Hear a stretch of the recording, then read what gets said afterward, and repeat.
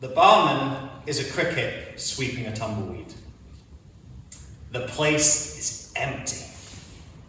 However, my university friends and I realise we've got nowhere better to go. So we sit down and decide to make the best of it. That's when the women walk in. It's a group we know from uni. And since the place is literally empty apart from us, they've got nowhere better to sit than at our table. We play musical chairs to let them in. And despite my best efforts, I find myself sat next to the woman I dislike the most. Fiery feminist. We're both presidents of student societies, and we've given each other some unsolicited leadership tips in the past. She suggested I'm just another lazy dude wanting CV points. Truth hurts the most. And I've called her a female Che Guevara. Forced to sit together, we exchange polite pleasantries. I realise if I want a chance with one of her friends, I'm going to have to play nice with her. Then there's a complication. I start to like her. This is the longest conversation we've ever had, and I realise I've been a little hasty in my judgments. Yes, she's fiery, but also funny. Loud, but kind. I have IBS, she admits. Irritable and bossy syndrome. At the end of the night, we find ourselves walking home together. When we get to the junction of our separate streets, I can't believe the question coming out of my mouth. Do you want to go for drinks again? Just the two of us? She looks just as surprised as I am that I'm asking this question. Her shock turns into a smile. No. I can't believe it. I've been rejected by a woman that 6 hours ago I didn't even like. I'm sorry. I'm going to Canada next week to study for a year abroad. It's not going to work. I've had my fair share of rejections in my life. But escape into a different continent just to get away from me? Well, that's a fresh one. I flap my hand casually, hoping I can wipe this memory clean for both of us, and I retreat back home. The next morning, I wake up. Oh, I've got a message from her. What do you and a broken spreadsheet have in common? No idea. Neither of you can get a date. I'm glad she's going to Canada.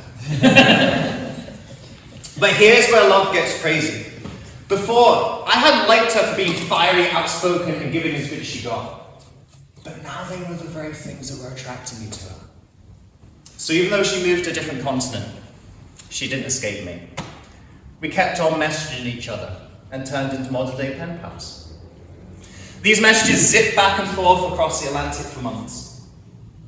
Then in spring semester, I received a new message. I'm coming back home in a few months. I've been developing feelings for you and wondered if you want to explore this when I get back. Well, you know what I said, don't you? No. I'm really sorry. I've just started seeing this girl on Tinder. Things are going really well. I want to focus on that. The next day, I go on a date with my new Tinder flame. We sit down, she turns to me. I'm going to Canada. Actually, she didn't give me the dignity of moving to another continent. She just straight up dumped me. So there I am, I've blown it with 2 women in 2 days. That's how you put the no in Casanova. But you know who messages a month later, don't you? On my way back home, I'm going via Cuba.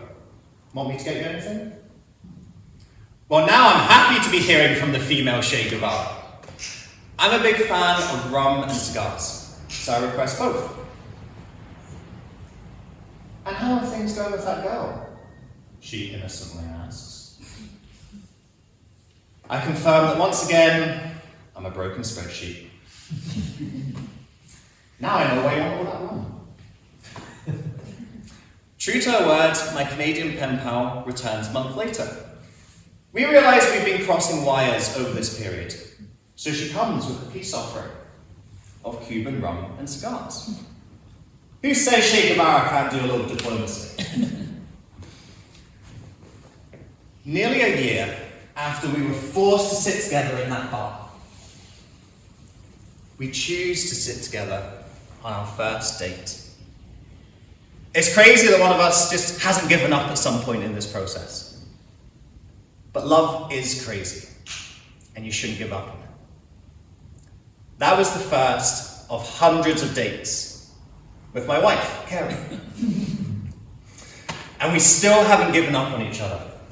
Deep down, we knew we were right, and that's why we persevered through all our crazy Canadian courtship.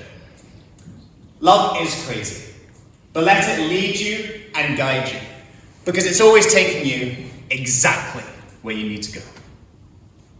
Unless it's taking you to Canada. Contest chair.